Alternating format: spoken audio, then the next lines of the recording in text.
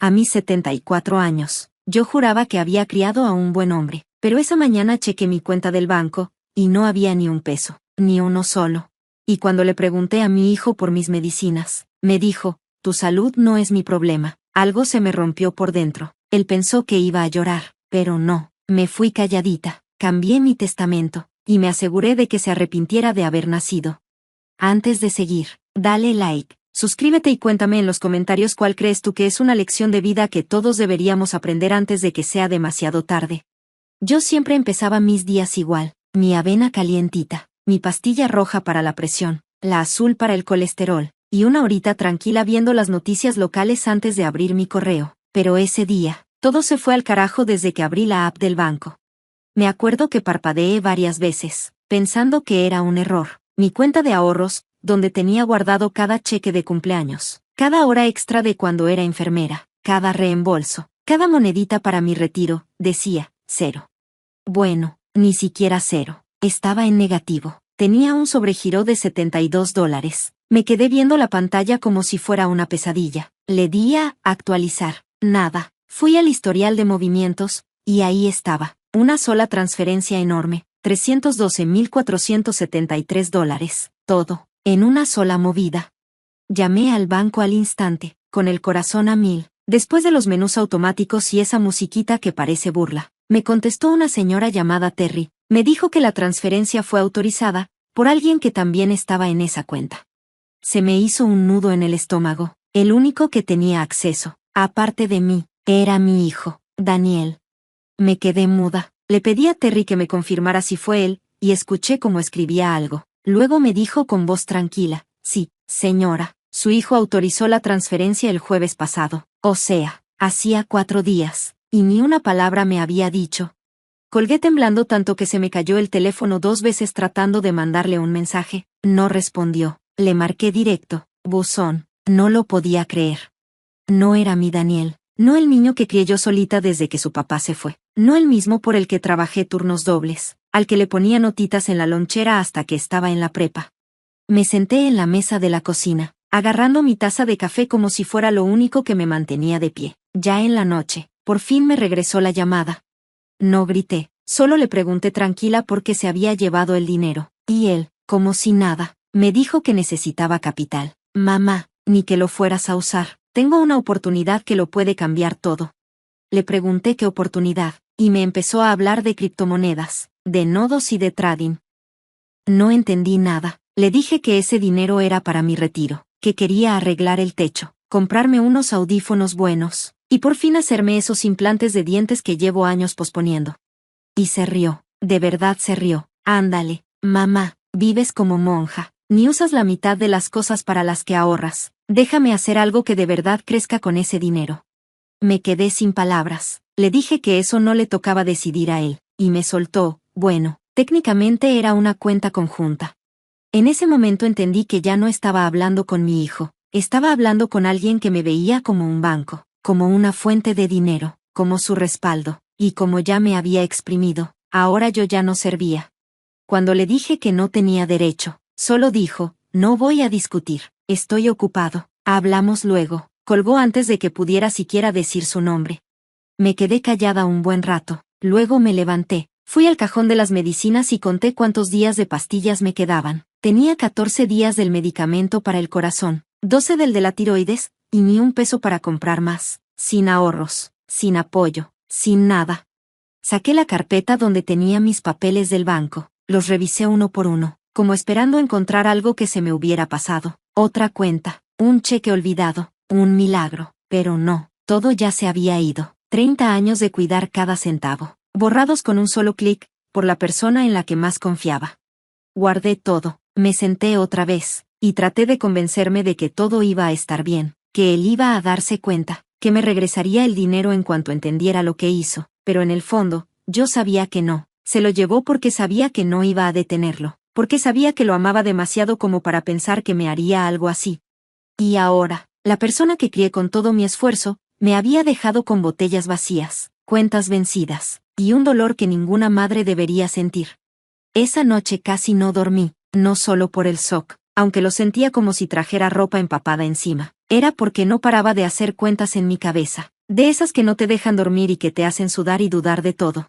Me quedaban un poco más de $800 en la cuenta donde cae el seguro social, y tenía una tarjeta de regalo del súper con $120 que había estado guardando para la cena de Navidad. La renta se vencía en 12 días, mis medicinas se me iban a acabar antes. Me quedé ahí, viendo el techo, como una jugadora que ya sabe que perdió. En la mañana no desayuné, me tomé solo media dosis de las pastillas, pensando que así me iban a durar más. Fui a la farmacia con la esperanza de que todavía tuviera alguna recarga que Medicare pudiera cubrir. El muchacho revisó y me dijo que no, su plan no entra hasta dentro de 3 semanas. Señora, dijo, como si estuviera dando el clima. Le pregunté cuánto costarían las medicinas. Tecleó unas cosas y me dijo, 381. Me reí, no porque fuera chistoso, sino porque estaba tan lejos de lo que yo podía pagar que parecía de broma. Esa tarde calenté una lata de ravioles y volví a partir las pastillas, esta vez en tercios. Intenté llamarle otra vez a Daniel, no para suplicarle, solo para preguntarle si al menos me podía ayudar a pagar mis medicinas. Me dije a mí misma que tal vez no entendía lo grave del asunto, que si le explicaba que sin esas pastillas mi corazón podía fallar, iba a reaccionar. Pero cuando por fin contestó, sonaba molesto, ¿y ahora qué? Como si fuera una clienta fastidiosa. Me tragué el orgullo y le dije que estaba intentando comprar mis medicinas. Se quedó callado un segundo, y luego dijo, mira, yo también ya me quedé sin dinero. Mi startup está en modo de quema ahorita. No soy tu cajero automático. Le dije que no le estaba pidiendo limosna, solo un poco de ayuda hasta poder resolverlo. Y entonces me lo soltó, así, tal cual, tu salud no es mi problema. Mamá, eres adulta, tomaste tus decisiones. Me quedé ahí, con el teléfono en la mano, como si me hubiera quemado. No dije nada más, solo colgué. Volví a mi cocinita y me quedé viendo los gabinetes. Había media caja de galletas saladas, una lata abollada de ejotes, y un poco de café instantáneo. Pensé en vender mi sillón reclinable viejo, tal vez subirlo a Facebook Marketplace, pero luego me imaginé tratando de moverlo sola, y mejor ni le seguí.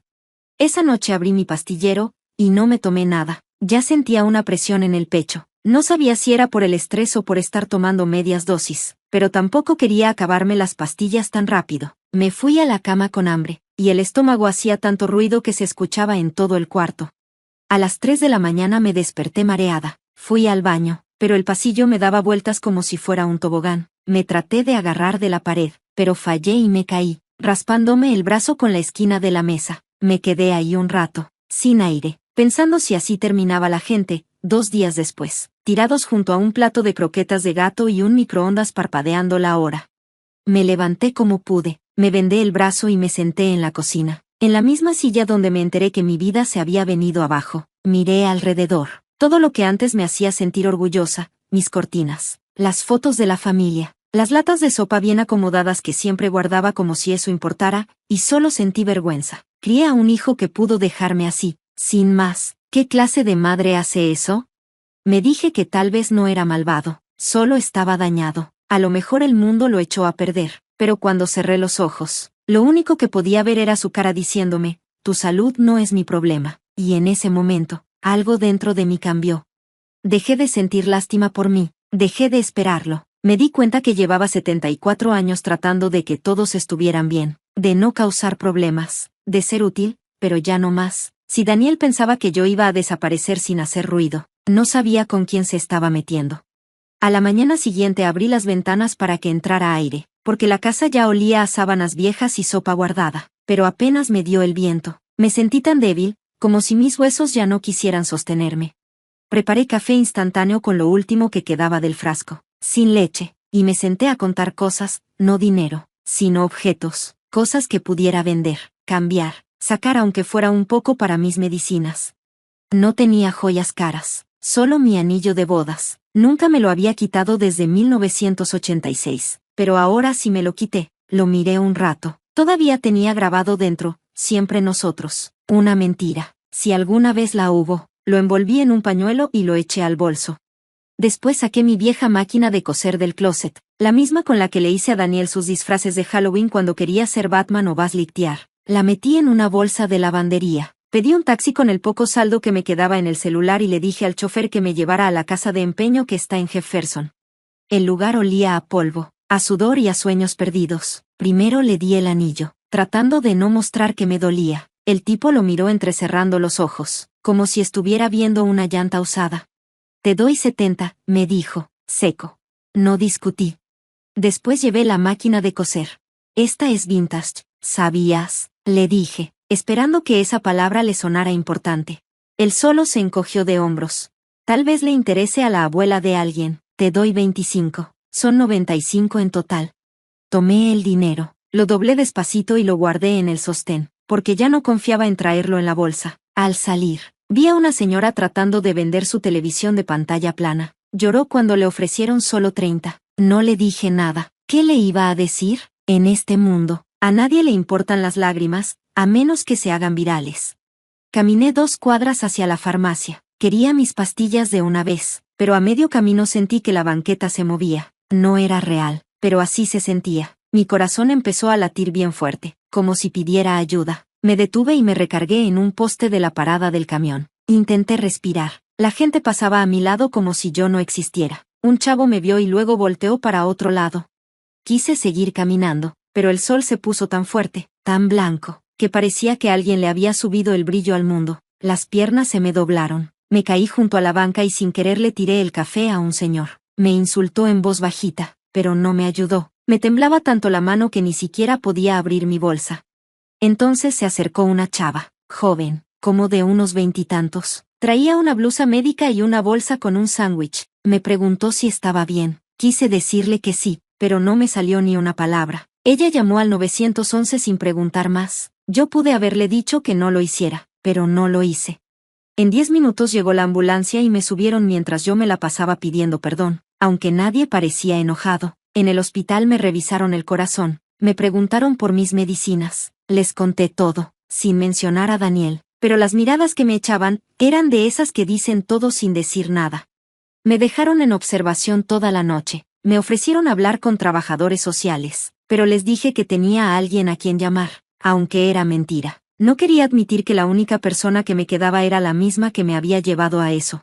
Al día siguiente me dieron de alta. Me entregaron un cupón para un taxi y un folleto con información de bancos de comida. Llegué a mi casa, me senté en el sillón, todavía con los calcetines del hospital puestos, y vi el folleto como si estuviera en otro idioma. Nunca pensé que estaría del otro lado. Yo era la señora que donaba latas en la iglesia, no la que iba por ellas. Pensé en volver a llamarle a Daniel, pero nada más de acordarme de su risa cuando le pedí dinero. Me dio coraje y asco. Miré mi casa, las fotos de su graduación, de su fiesta de 5 años, su carta de aceptación a la universidad enmarcada en el pasillo, y de pronto todo me pareció un museo de alguien en quien yo ya no creía. Fue ahí cuando lo entendí, si él quería tratarme como si ya estuviera muerta, entonces tal vez era momento de empezar a planear como si lo estuviera, pero no como él pensaba, no desapareciendo, no rindiéndome. Iba a jugar su juego, sonreír, decir que sí, sobrevivir, y cuando pudiera, todo lo que él creía que yo le debía, se lo iba a dar a alguien que sí se preocupara por si yo vivía o no. A la mañana siguiente, ya sentada en la mesa de la cocina con los papeles del hospital, el comprobante del empeño y ese folleto arrugado del banco de alimentos, me cayó el 20, a la gente con la que comparto sangre le importo muy poco, y a desconocidos, mucho más. Pensé en esa chava con bata médica que se hincó junto a mí en la calle. O en la enfermera que me dio un postre extra escondidas, diciendo que me parecía a su abuelita. Ahí entendí que la bondad no viene del ADN, viene del corazón, y mi hijo, él ya no tenía nada de eso, si es que alguna vez lo tuvo. Entonces abrí el cajón donde tenía guardado mi testamento viejo, el mismo desde 2009, todo en regla, con firmas, notariado y todo. Todavía decía que Daniel era el único beneficiario. En ese entonces yo todavía pensaba que él iba a estar conmigo en mis últimos días, tal vez tomándome la mano en un hospital. No pensé que sería el tipo que me dejaría tirada en una banca y que me obligaría a empeñar mi anillo de bodas para poder seguir viva. Vi ese testamento y pensé, no, así no me voy a ir, no dejándolo ganar, no dejando que se quede con lo poco que me queda después de todo lo que me quitó. Así que llamé a la única persona que ha estado al pendiente de mí sin que yo se lo pidiera, mi vecina Linda. Ella ha estado metiendo tuppers con lasaña y ejotes en mi refri cuando sabía que yo no estaba comiendo. Una vez se ofreció a llevarme al súper, y cuando le dije que no, nunca volvió a insistir, nunca me hizo sentir mal. pero siempre supo cuando yo estaba demasiado orgullosa para pedir ayuda. Le dije que necesitaba un favor, algo que iba a requerir confianza, discreción y un poquito de venganza. Para ser sinceras, ni se sorprendió, solo me dijo, va, hagámoslo.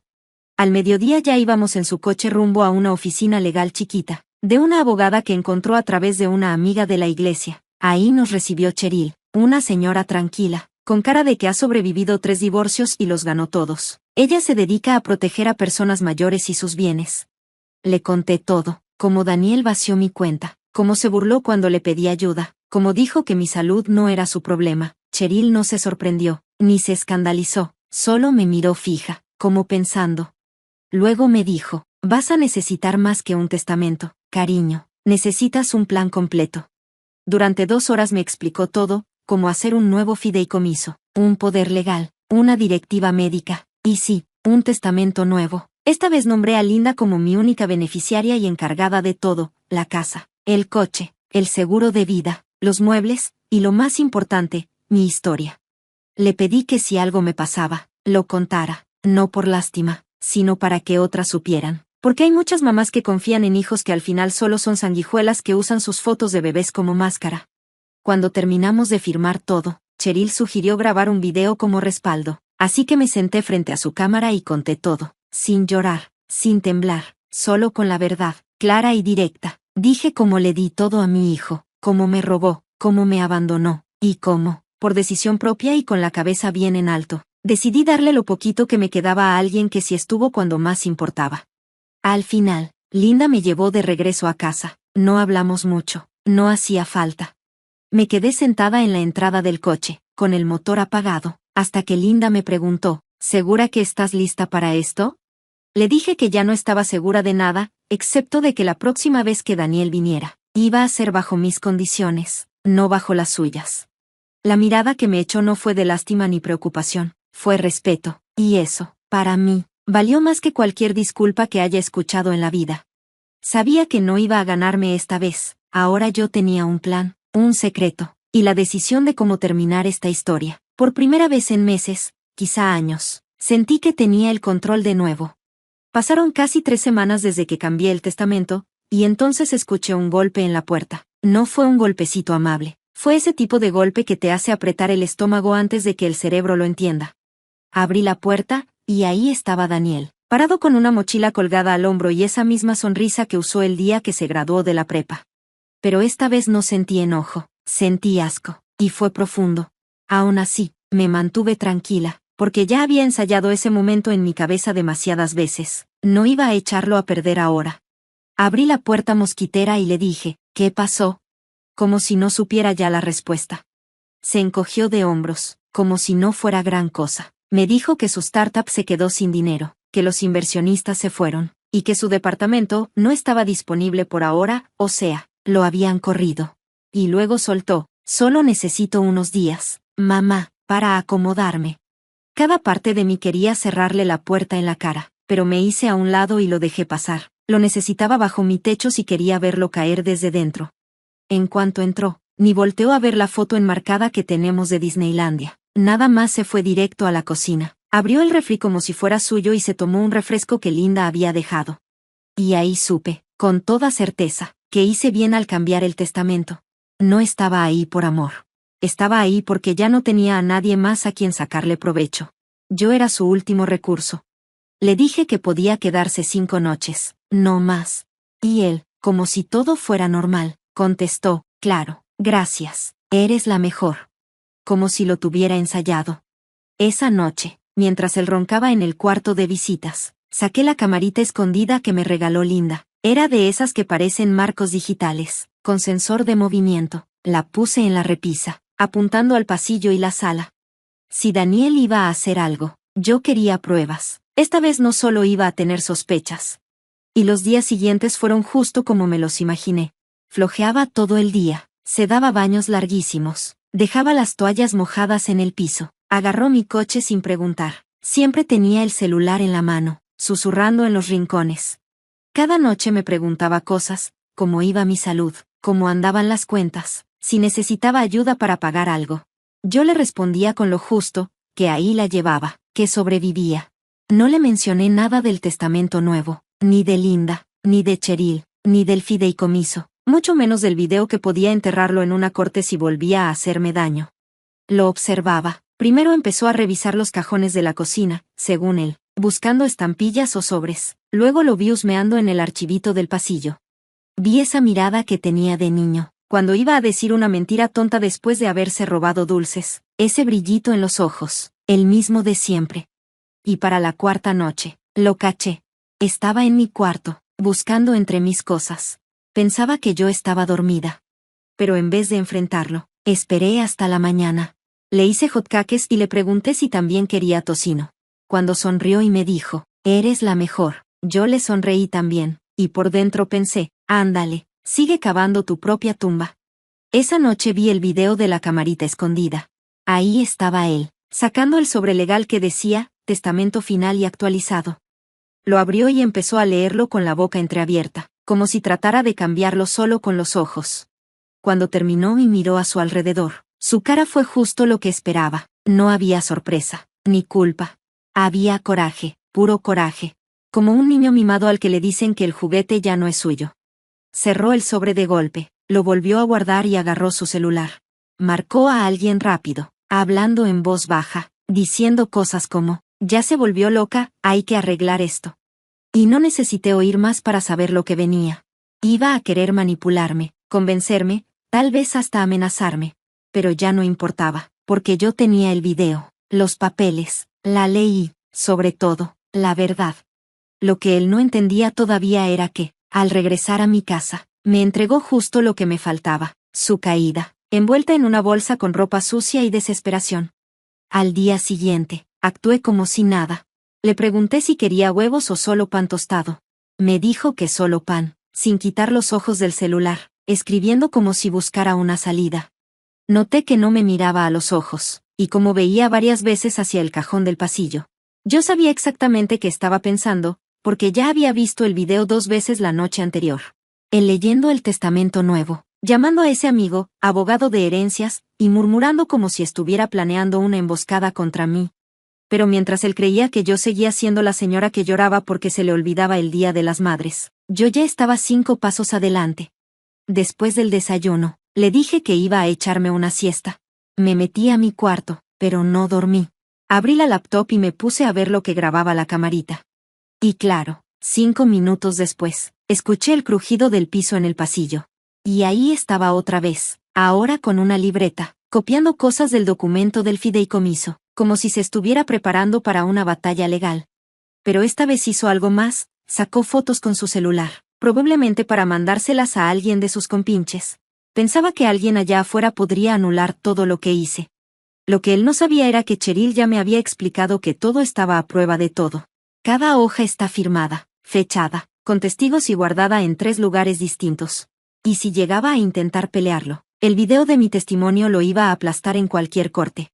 Aún así, no dije nada. Dejarlo pensar que era listo era la única forma de que siguiera cayendo en la trampa. Y esa misma tarde, se me acercó en la sala, fingiendo preocupación en la voz, preguntándome cómo me sentía. Si ya había pensado en hacer algún movimiento con mi dinero. Que si quería ayuda con los trámites. Y yo, nomás me hice la que no entiende.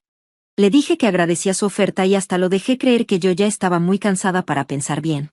Le dije que tal vez podríamos revisar unos documentos viejos juntos, si tenía paciencia. Y él sonrió como víbora que encuentra una ventana abierta y dijo, «Claro, mamá, solo quiero ayudarte». Luego se fue directo al cuarto de visitas y cerró la puerta. Seguro fue a llamar a alguien que, según él, todavía podía salvarle su futuro robado. Y para ese punto, ya ni coraje sentía, solo decepción. Porque ya no era solo codicia, era no tener ni tantita vergüenza, ni conciencia. Me di cuenta de que no había perdido a un hijo, simplemente, por fin estaba viendo quién era en realidad. Esa noche preparé una olla de chili y llamé a Linda. Le pedí que actuara normal. Y mientras estábamos en la cocina riéndonos de anécdotas viejas, sentía a Daniel escuchando desde el pasillo. Cuando dije de broma que pronto teníamos que revisar lo del fideicomiso, él se quedó quieto, como si creyera que su jueguito de buena onda estaba funcionando. Y al día siguiente, hizo su jugada. Llegó con una carpeta que imprimió en la biblioteca. Dijo que había hecho una versión más moderna y fácil de mi testamento. Y que si quería, podíamos ir con un notario juntos esa misma semana. Le dije, claro, la voy a revisar. Agarré la carpeta y le dije que tenía que compararla con lo que ya tenía guardado. Apenas salió del cuarto, metí ese documento en una funda de plástico. Le puse la fecha y lo guardé en una carpeta falsa que decía, recetas, pero que en realidad era para esconder la cámara oculta. Ya no se trataba solo de protegerme. Ahora se trataba de asegurarme de que, cuando todo esto explotara, no hubiera manera de que él se saliera con sus mentiras. Nada de historias falsas, ni chantajes. Esa misma noche, reuní todas las grabaciones, el audio, las fotos, y ese testamento falso que me dio. Todo lo guardé en una memoria USB, y Linda se la llevó en su bolsa, por si a mí me pasaba algo. Me acuerdo que después me senté en el sillón, con las manos juntas, viendo hacia la puerta principal. Sabía que Daniel regresaría en cualquier momento, esperando que yo me quebrara, que llorara, que dijera que cambié el testamento sin pensar, pero me di cuenta de que él ya estaba demasiado perdido. Ni siquiera se le ocurría pensar que tal vez lo hice a propósito. Ya no solo estaba sobreviviendo, me estaba preparando. Estaba dejando todo documentado, paso a paso, para que cuando cayera, no hubiera forma de zafarse, ni con un abogado. Y cuando por fin volvió y me preguntó si ya había leído su nueva versión, le sonreí y le dije, lo estoy pensando. Y por la forma en que me miró, supe que todavía creía que iba ganando. Y eso era justo lo que necesitaba, que lo creyera un ratito más. Al día siguiente, todo empezó normal. Pero ahora, cada cosa que hacía Daniel me sonaba a teatro. Como si anduviera ensayando escenas de una obra donde todavía creía que él era el protagonista. El hijo estrella. Se ofreció a sacar la basura, a arreglar la luz del porche, como si con eso pudiera borrar los meses de silencio, el dinero que me robó, y la vez que me dijo en la cara que mi salud no era su problema. Mientras él jugaba al hijo modelo, yo me senté en la mesa de la cocina a revisar las grabaciones de la cámara. Una vez más. Ahí lo vi hojeando mis papeles del fideicomiso, murmurando cosas en voz baja, tratando de memorizar datos que no le pertenecían. Y en ese momento, algo dentro de mí simplemente se rompió. No fue un grito, ni una rabia fuerte. Fue algo silencioso, pero definitivo. Como cuando un candado se cierra para siempre. Y supe que ya era momento de dejar de estar a la defensiva, y dejar que la verdad saliera a la luz, donde debía estar. Así que llamé a Linda y le pedí que viniera como al mediodía. Cuando llegó, le di una memoria USB y le dije, no hagas preguntas. Llévasela a tu amiga, la que trabaja en el grupo de apoyo. La que ve casos de maltrato a adultos mayores. Me vio por un segundo, buscando en mi cara si tenía dudas. Pero como no vio ninguna, solo asintió y me dijo, va, ya estás. Y guardó la memoria en su bolsa como si fuera algo muy valioso. 2 días después, todo explotó, porque la amiga de Linda no solo se lo mandó a las autoridades, también se lo mostró a un periodista local. Y él publicó una nota en internet con el título, hijo roba a enfermera jubilada e intenta quitarle su testamento. Y hasta puso capturas de pantalla de todo lo que yo había grabado. El artículo se hizo viral en menos de un día. Se esparció por redes sociales como si fuera fuego. Usaron hashtags que jamás pensé ver ligados a mi vida. Cosas como almohadilla justicia para los abuelos, almohadilla no soy tu cajero, o almohadilla hijo codicioso. Y para el tercer día, ya tenía más de 1 millón de vistas. La gente comentaba cosas como, se merece todo eso y más, o ojalá lo metan al bote. Mientras tanto, Daniel estaba en el cuarto de visitas, sin tener idea de nada, pensando que todavía me tenía controlada, hasta que alguien de su antigua chamba le mandó la nota por mensaje. Y supe exactamente cuándo la vio, porque entró hecho una furia a la cocina, con el teléfono en la mano como si quemara, y gritó, ¿qué diablos es esto? Y yo le respondí, la verdad. Así, tranquila, como si nada. Empezó a gritar que lo había humillado, que le arruiné su reputación, que podía perder clientes y oportunidades. Lo miré directo a los ojos y le dije, ¿ya perdiste algo? Lo más importante, perdiste a tu mamá. Y por primera vez, no supo qué decir. Solo se dio la vuelta, se metió a su cuarto, y azotó la puerta tan fuerte que hasta se cayó un cuadro de la pared. Al día siguiente, empezaron a llegar camionetas de noticias. Se estacionaban al otro lado de la calle, y periodistas tocaban la puerta, preguntando si podía dar una entrevista. Acepté. No porque buscara atención, sino porque sabía que allá afuera había muchas personas como yo, mamás, papás, abuelos usados y abandonados por sus propios hijos. Alguien tenía que decirlo. Así que me senté en el porche, con una cobijita en las piernas. Miré directo a la cámara y conté mi historia. Cómo trabajé 30 años en hospitales, turnos pesados. Cómo ahorré cada peso. Cómo crié a mi hijo sola. Cómo confié en él con todo, y cómo se gastó los ahorros de mi vida con un solo clic. Y ni siquiera volteó para atrás. Y cuando lo enfrenté, me dijo, tu salud no es mi problema. Sentí que se me quebraba la voz, pero no lloré, porque quería que vieran fuerza, no tristeza. Ese mismo día salió el reportaje en la tele, con mi cara en la pantalla grande, y la de Daniel borrosa junto a palabras como, acusado, investigación en curso. Y cuando finalmente vio todo, ya había perdido 3 trabajos de consultoría. Y hasta le había llamado a alguien de la Junta Estatal de Licencias. Fue entonces cuando por fin se dio cuenta de que ya no se trataba solo de dinero. Era su reputación, las consecuencias, la justicia. Mientras él andaba por la sala, gritando por teléfono, amenazando con demandas, y hablando de difamación, yo me quedé sentada en mi silla, con una tranquilidad silenciosa que no sé cómo explicar. Porque ahora sabía que esta historia no era solo mía, sino de todas las personas que alguna vez fueron abandonadas por alguien que amaban. No había forma de borrar la grabación, ni de callar a los millones de personas, que ahora sabían exactamente quién era él. Al final de esa semana, Daniel ya no solo estaba asustado, se estaba cayendo a pedazos, caminando por la casa como un animal enjaulado, hablando solo por teléfono, pegando golpes a los cajones, desapareciendo horas, y regresando con excusas para tratar de arreglar el daño. Pero yo veía en sus ojos, en la forma en que evitaba mirarme, y cómo saltaba con cada sonido de su teléfono, que algo más grave venía. Y efectivamente, me sorprendió como un tren cuando llegó un sobre sencillo, con su nombre, pero entregado en mi casa. Lo abrió en la mesa de la cocina, con cara de cansancio y miedo, porque no era una factura ni una amenaza. Era una notificación oficial del SAT, diciendo que abrían una investigación por ganancias no declaradas, y negocios sospechosos con su supuesta empresa nueva.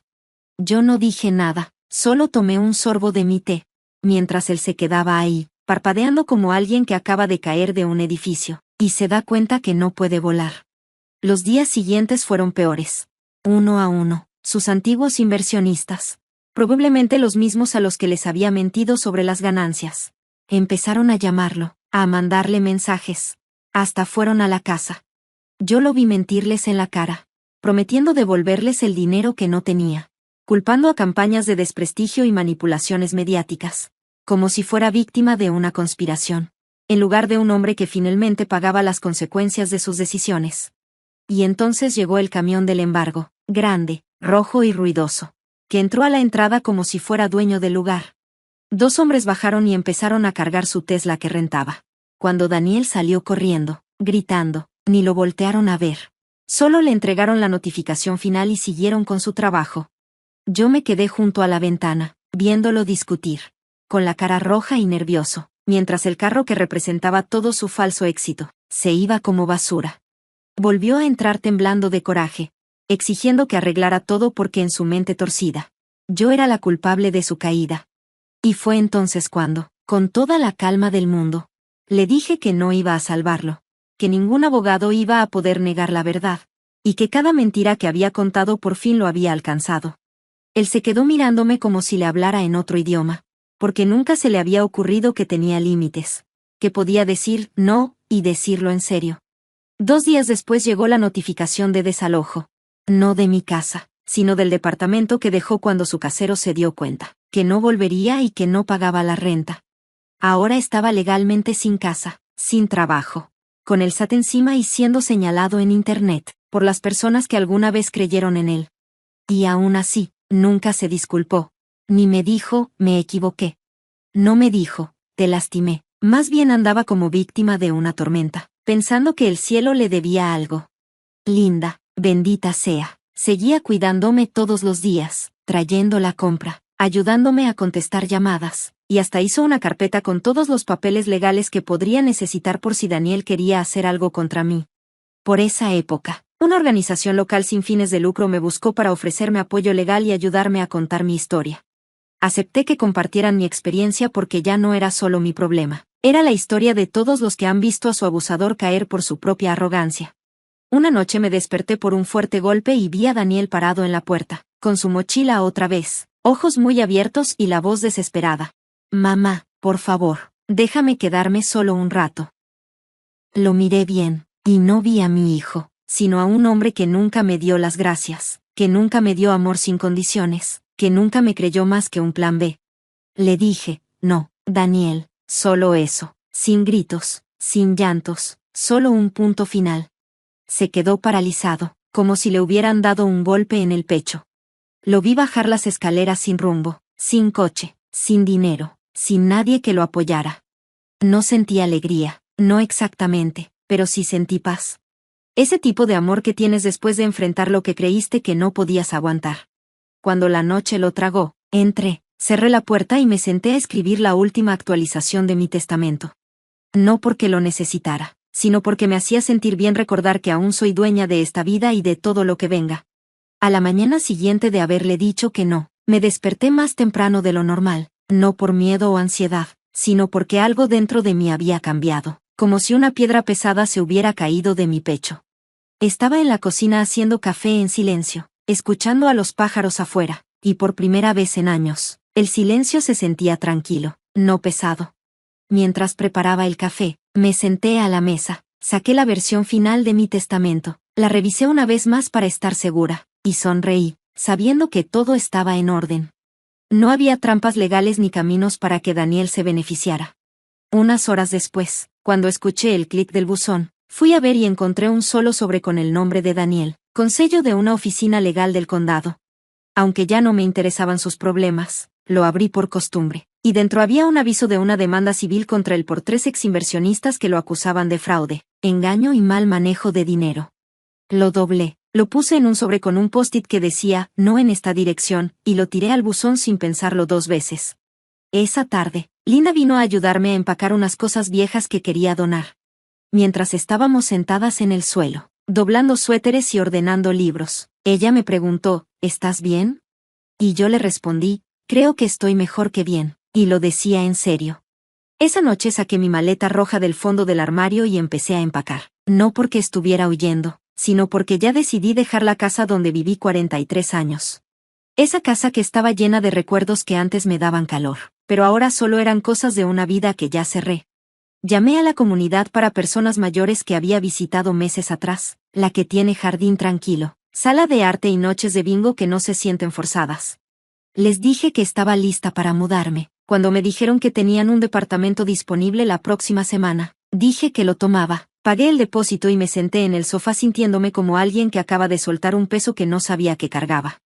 El día que me mudé, Linda fue conmigo y me ayudó a llevar las fotos enmarcadas. Decidí quedarme con solo unas cuantas cosas, mi perro Toby que tiene 10 años, y solo uno de los juguetes de Daniel de cuando tenía 5 y todavía creía que yo era mágica. No hablamos mucho durante el viaje, solo pusimos música vieja de Motown en la radio. Cuando llegué, el personal me saludó por mi nombre, se ofreció a cargar mis cajas, y entonces entendí cómo se siente empezar de nuevo. Nada espectacular, nada dramático, solo algo constante y ganado con esfuerzo. 2 días después, llegó una carta sin remitente a mi nuevo lugar, con solo mi nombre escrito a mano por Daniel. La abrí despacio, preguntándome si sería una amenaza, una disculpa o una súplica final, pero solo decía, no sé cómo arreglar esto, lo siento, Daniel. La doblé, la puse en un cajón y la dejé ahí sin volver a leerla, porque ya no me interesaba cambiar nada. Una semana después, cambié mi número de teléfono. Actualicé todas mis cuentas y di un último viaje a la casa para entregar las llaves al agente inmobiliario. En la sala vacía miré a mi alrededor una última vez y me despedí. No solo de la casa, sino de la mujer que fui, la que pedía amor. Esperaba llamadas que nunca llegaron, y pensaba que perdonar era solo sobrevivir. Cuando salí y cerré la puerta, no lloré ni miré atrás. Me subí al coche con Linda y nos fuimos con las ventanas bajas, sabiendo que Daniel finalmente aprendió lo que era perder no solo una fortuna, sino a una madre que lo amó hasta que ya no tuvo razones para seguir amándolo. Pasaron 5 años como un libro que se lee despacio, sin prisa por terminar. Viví tranquila, en paz, rodeada de gente que no me pedía nada, solo mi compañía o un compañero para jugar trivia en la noche. Linda se volvió más que una vecina, era familia, de esas que uno elige, que llegan sin que nadie las invite. Nos reímos más de lo que esperaba a nuestra edad. Disfrutamos las rutinas y celebramos cosas pequeñas como una buena presión arterial o encontrar un durazno maduro en el mercado. Nunca me arrepentí de mi decisión, ni del testamento, ni de contar mi historia, ni del día que cerré la puerta y nunca miré atrás. Cada día me confirmaba que alejarme de Daniel fue el primer acto real de respeto hacia mí misma. Nunca volví a escuchar su voz, pero de vez en cuando veía su nombre en noticias sobre fraude, prohibiciones comerciales y, finalmente, una breve nota sobre su licencia suspendida y una sentencia civil que no pudo pagar. Y no sentí nada. Sin alegría, sin tristeza, solo la aburrida verdad de que las personas casi nunca cambian, a menos que tengan que perder algo que creían que siempre sería suyo. Y en mi último año, cuando el doctor me dijo que los medicamentos para el corazón ya no ayudaban y que se nos acababan las opciones, no tuve miedo. Me sentí lista porque ya había dicho todo lo que tenía que decir, había dado todo lo que podía dar, y no dejé nada atrás que no fuera a propósito. Cuando llegó el momento, me fui dormida, con Linda a mi lado, tomándome la mano y tarareando una canción que solíamos escuchar en los viajes en coche. Supe entonces que mi historia no terminaba solo porque yo ya no estuviera. En mi homenaje, Linda se paró frente a una sala pequeña llena de gente, amigos, enfermeras, 2 auxiliares del centro y algunos de la comunidad que recordaban mi historia. Ella leyó una carta que yo había escrito 2 años antes, guardada en un sobre marcado, solo si apareces. Claro, Daniel apareció, llegó tarde, solo, con un traje que ya no le quedaba bien. Se quedó atrás, en silencio, quizá esperando perdón o solo queriendo saber qué migajas le había dejado. Linda abrió la carta y se la leyó a mi hijo, palabra por palabra. Adiós, cuando escuches esto, ya no estaré. Y tal vez esa sea la única razón por la que viniste. Pero quiero que entiendas algo muy claro. Te amé con todo mi cuerpo hasta que me enseñaste a no hacerlo. Te di todo lo que tenía y más. Y cuando más te necesité, me mostraste lo duro que es el abandono. No solo me robaste dinero, también me quitaste la confianza, la seguridad y el orgullo. Te di oportunidades, no solo una vez, sino hasta que ya no me quedaba nada. Así que este testamento, esta casa, este pequeño legado, nada de eso es tuyo. Se lo dejé a alguien que sí se quedó, alguien que me cuidó cuando ya no podía sola, alguien que nunca pidió nada a cambio. Eso es amor, eso es familia. Y por eso esto se va a quedar así. Cuando Daniel terminó de leer la carta y levantó la mirada, no discutió, no gritó ni lloró. Simplemente se dio la vuelta y se fue, con los hombros caídos. Un hombre que por fin entendió lo que realmente significa perderlo todo. Linda le pasó el sobre al abogado para que lo guardara con todo lo del patrimonio. Luego me abrazó, o más bien abrazó el recuerdo de mí. Respiró profundo y dijo que ella tenía la última palabra, tal como lo había planeado. Y en esa habitación llena de sonrisas suaves y miradas cálidas. Mi historia no terminó con enojo ni venganza, sino con paz, dignidad. Y el triunfo tranquilo de una mujer que por fin se eligió a sí misma.